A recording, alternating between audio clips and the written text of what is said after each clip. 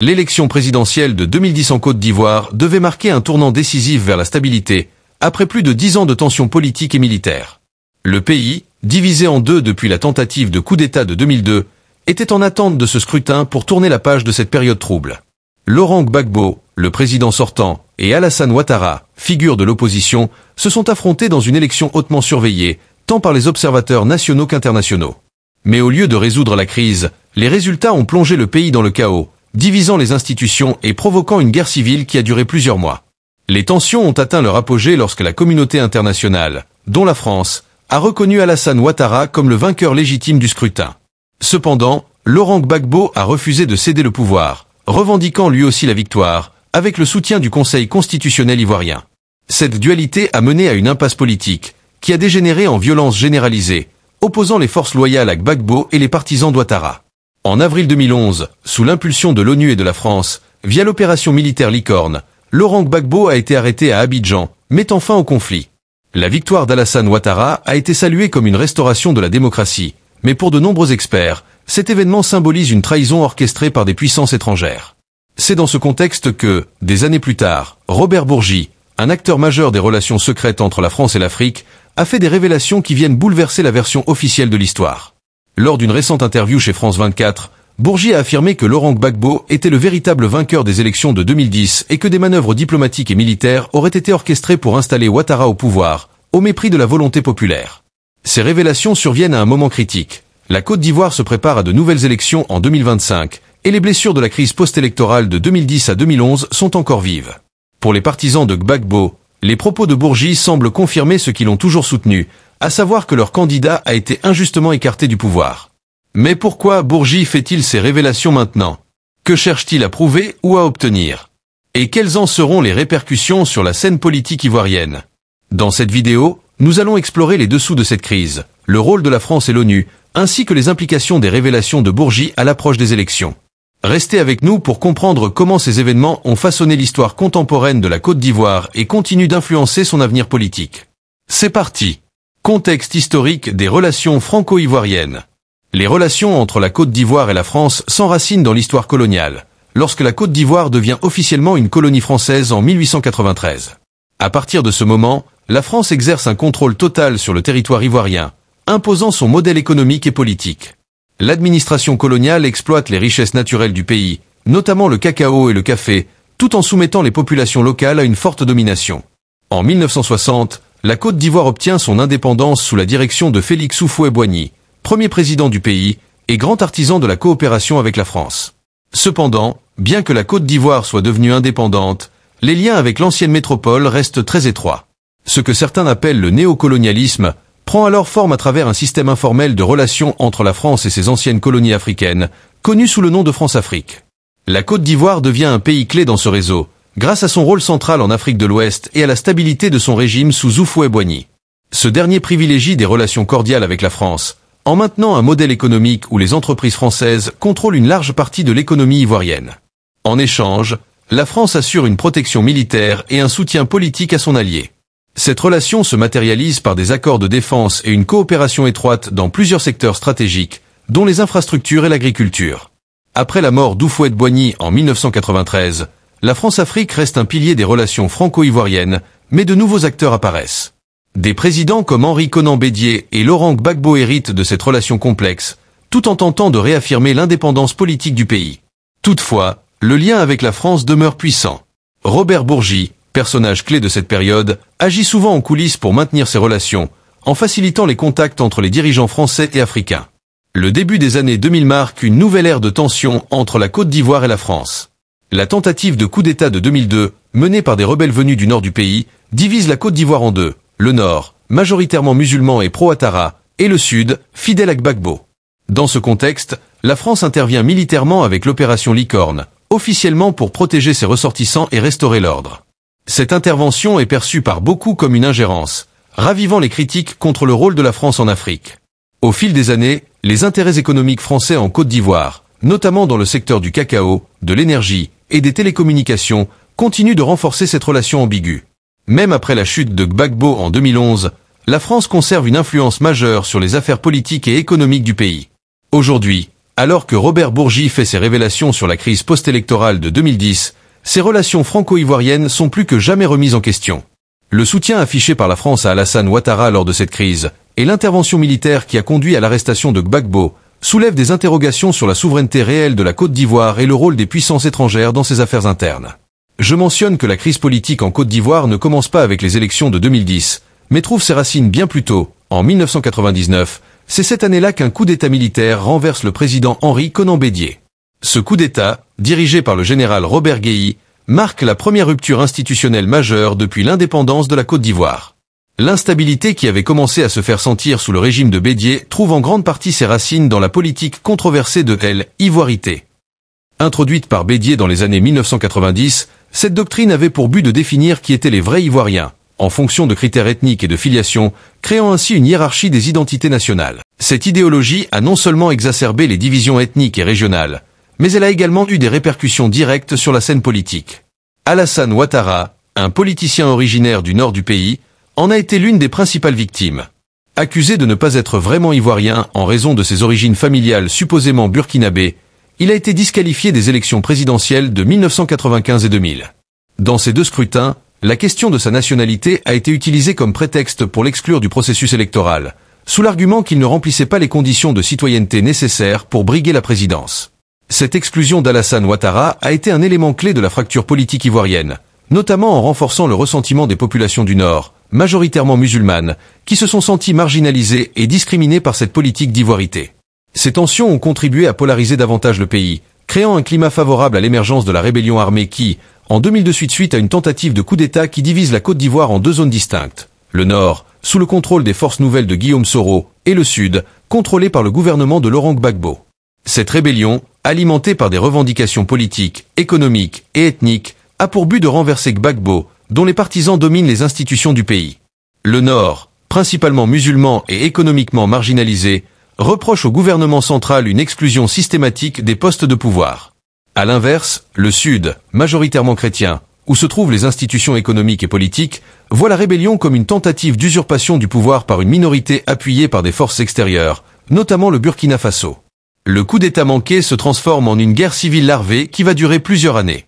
Entre 2002 et 2010, plusieurs accords de paix sont tentés, mais sans succès. Le pays reste coupé en deux, avec une zone tampon contrôlée par les forces de l'ONU et les troupes françaises de l'opération Licorne.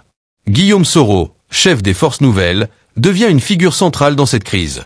Soutenu par les rebelles du Nord, mais aussi par une partie de la communauté internationale, il incarne l'opposition armée au régime de Laurent Gbagbo.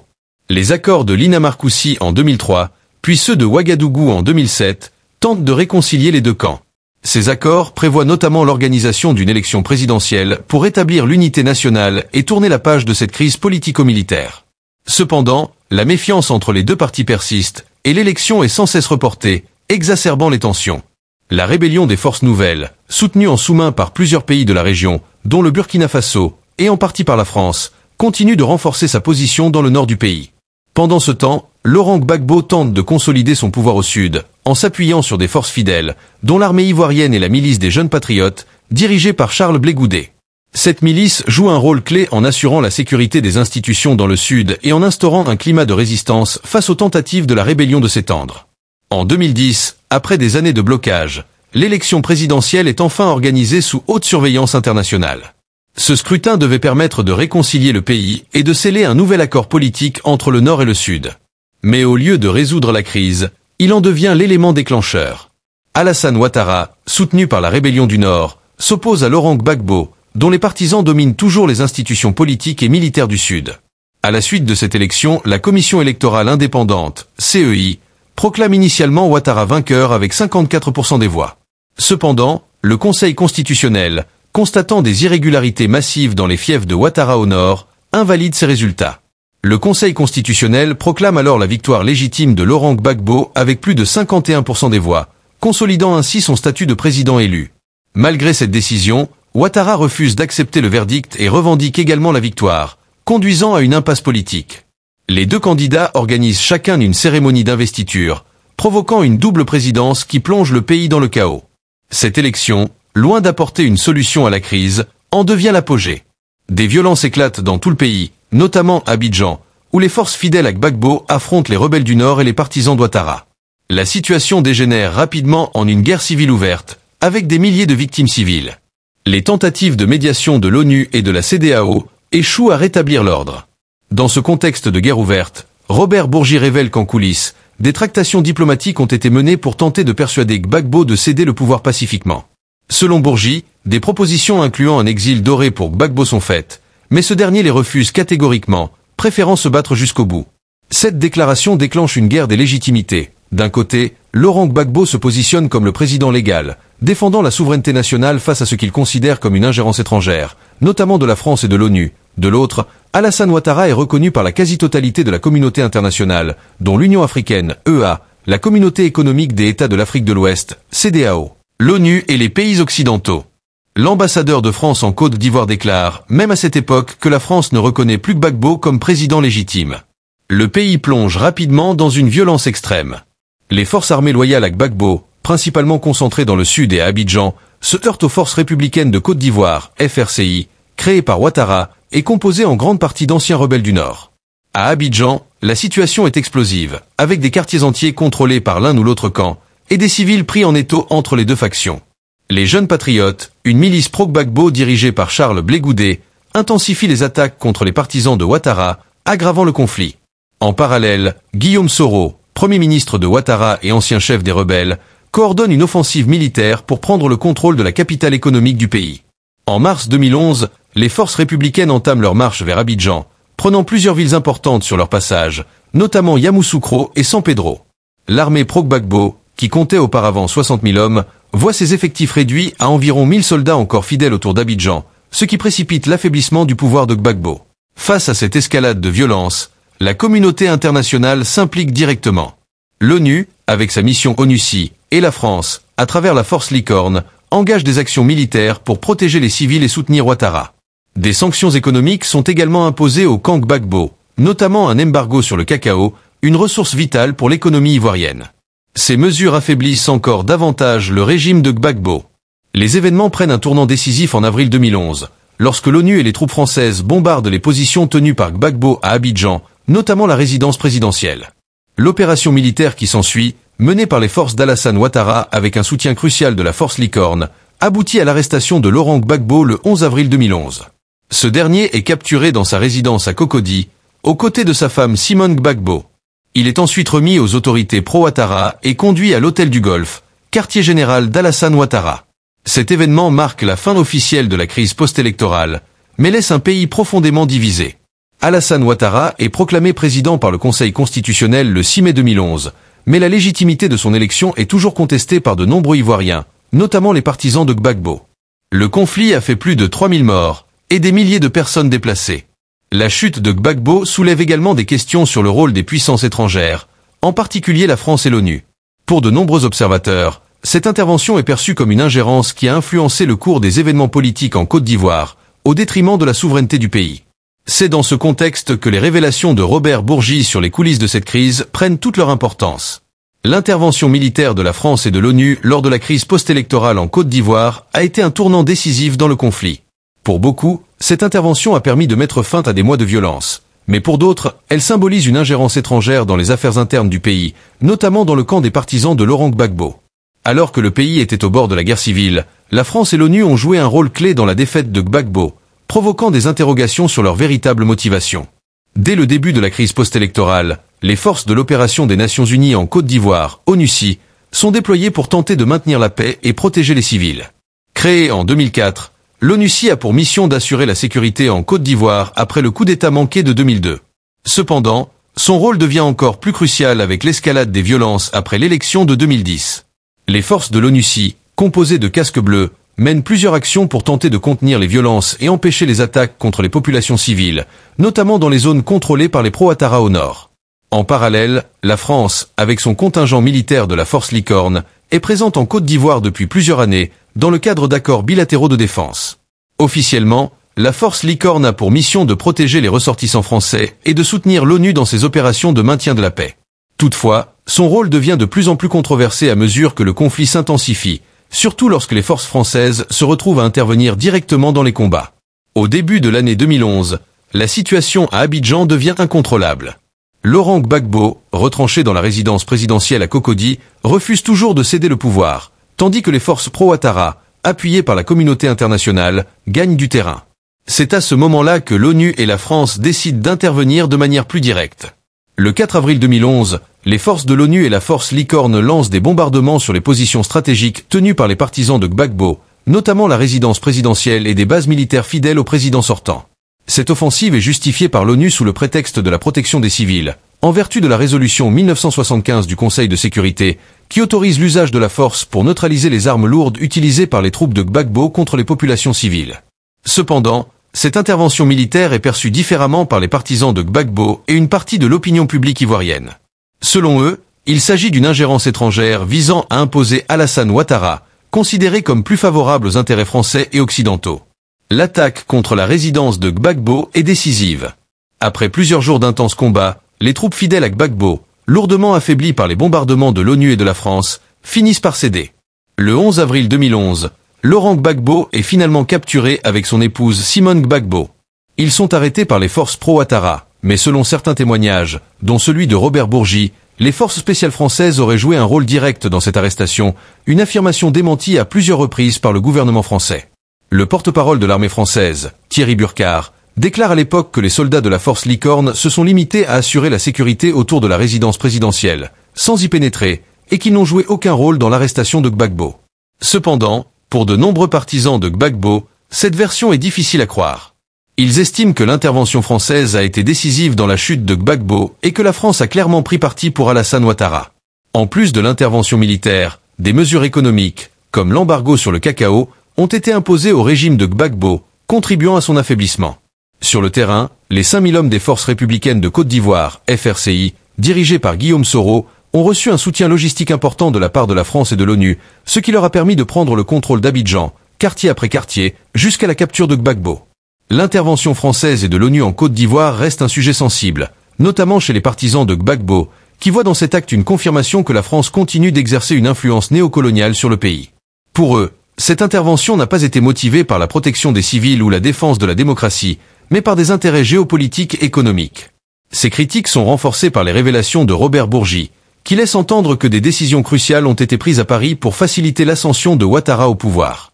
Les récentes déclarations de Robert Bourgi sur la crise post-électorale ivoirienne de 2010 à 2011 ont jeté un pavé dans la mare, ravivant les tensions politiques à quelques mois des nouvelles élections en Côte d'Ivoire. Bourgi, avocat franco-africain et figure clé de la France-Afrique, affirme que Laurent Gbagbo était le véritable vainqueur de l'élection de 2010 et que la France, sous l'impulsion de Nicolas Sarkozy, aurait orchestré un complot pour installer Alassane Ouattara au pouvoir. Cette affirmation remet en question la version officielle selon laquelle Ouattara aurait remporté l'élection avec le soutien de la communauté internationale, alors que Gbagbo aurait refusé de reconnaître sa défaite. Selon Robert Bourgi, la réalité est bien différente. Laurent Gbagbo aurait en fait gagné le scrutin, mais la France, en collaboration avec l'ONU et certaines puissances occidentales, aurait manipulé le processus pour renverser le président sortant et favoriser Ouattara. Dans une interview accordée à France 24, Bourgi, visiblement ému, parle d'une trahison dont il se dit complice. Gbagbo avait remporté les élections, mais il a été trahi par la France, déclare-t-il. Bourgi affirme que cette manœuvre visait à défendre les intérêts économiques et géopolitiques de la France en Côte d'Ivoire, notamment le contrôle des ressources stratégiques comme le cacao, et à maintenir une influence forte dans la région. Selon lui, la décision de renverser Gbagbo a été prise au plus haut niveau, à l'Élysée, sous l'impulsion de Nicolas Sarkozy. Bourgi révèle également les tractations secrètes qui ont eu lieu dans les semaines qui ont précédé l'arrestation de Gbagbo. Il décrit une série de négociations orchestrées par Nicolas Sarkozy, visant à convaincre Gbagbo de quitter le pouvoir pacifiquement en échange de garanties. Selon Bourgi, Gbagbo aurait reçu plusieurs propositions alléchantes, parmi lesquelles une exil doré en Europe, une rente confortable et même une chaire universitaire. Mais Gbagbo, fidèle à son image d'homme de conviction, aurait refusé toutes ces offres. Il aurait même répliqué à Bourgi, dit à Sarkozy que je serais son Mugabe, faisant référence à Robert Mugabe, l'ancien président zimbabwéen, connu pour sa résistance farouche face aux pressions occidentales. Bourgi raconte également une scène clé qui a eu lieu lors d'un entretien avec Nicolas Sarkozy, où ce dernier, après avoir appris le refus de Gbagbo, aurait déclaré « Puisque c'est ainsi, je vais le vitrifier », laissant entendre que la solution militaire serait inévitable. Quelques jours plus tard, la France et l'ONU lançaient une offensive décisive contre les positions de Gbagbo, conduisant à son arrestation. Peut-on dire que c'est une ingérence déguisée en intervention humanitaire ? En tout cas, les propos de Bourgi soulèvent des questions fondamentales sur la légitimité de l'intervention française en Côte d'Ivoire. Officiellement, la France et l'ONU sont intervenus pour protéger les civils et restaurer la démocratie, conformément à la résolution 1975 de l'ONU. Mais selon Bourgi, cette intervention cachait en réalité des objectifs bien moins altruistes. Il affirme que la France, consciente de la défaite imminente de Gbagbo, a tout fait pour soutenir Ouattara, considéré comme un allié plus fiable pour préserver ses intérêts stratégiques en Côte d'Ivoire. Bourgi souligne que l'arrestation de Laurent Gbagbo n'aurait jamais eu lieu sans l'implication directe des forces françaises. Bien que le gouvernement français ait nié à plusieurs reprises que ses soldats aient pénétré dans la résidence présidentielle à Cocody, les révélations de Bourgi laissent entendre le contraire. Selon lui, des forces spéciales françaises auraient joué un rôle clé dans l'arrestation de Gbagbo, une version soutenue également par certains proches de Gbagbo, qui affirment que ce dernier a été remis aux forces rebelles par les militaires français. Les révélations de Bourgi, il s'agit d'une manipulation politique ou quête de vérité. Notez que ces révélations interviennent à un moment crucial, à l'approche des élections présidentielles de 2025 en Côte d'Ivoire. Elles ravivent de vives tensions dans un pays encore marqué par les blessures de la crise post-électorale. Pour les partisans de Laurent Gbagbo, les déclarations de Bourgi ne font que confirmer ce qu'ils ont toujours soupçonné. Leur leader a été victime d'une ingérence étrangère, et sa défaite en 2010 a été fabriquée de toutes pièces par des puissances occidentales désireuses de conserver leur mainmise sur le pays. Cependant, il est légitime de s'interroger sur les motivations de Robert Bourgi. Pourquoi avoir attendu tant d'années pour faire ces révélations? Certains analystes y voient une manipulation politique, visant à influencer l'opinion publique ivoirienne à l'approche des élections. Bourgi, connu pour ses relations troubles avec de nombreux chefs d'État africains, pourrait chercher à peser sur le cours des événements pour favoriser un candidat ou un autre. D'autres estiment que Bourgi, rongé par un sentiment de culpabilité, cherche simplement à laver sa conscience en exposant les dessous d'un système qu'il a contribué à bâtir. Du côté des partisans de Laurent Gbagbo, les révélations de Bourgi ne sont pas une surprise. Depuis des années, ils dénoncent ce qu'ils perçoivent comme une injustice flagrante. Pour eux, Gbagbo a été délogé du pouvoir par la force, avec l'appui de l'ONU et de la France, en dépit de sa victoire électorale. Ces révélations offrent donc une validation publique de leur discours, et renforcent leur conviction que leur leader a été victime d'un complot international. Pour ces militants, Bourgi ne fait que confirmer ce qu'ils savaient déjà, à savoir que Gbagbo était le vainqueur légitime des élections de 2010. Les sympathisants de Gbagbo, qui forment encore une part importante de l'électorat ivoirien, voient dans ces révélations une occasion de relancer le débat national sur la crise post-électorale.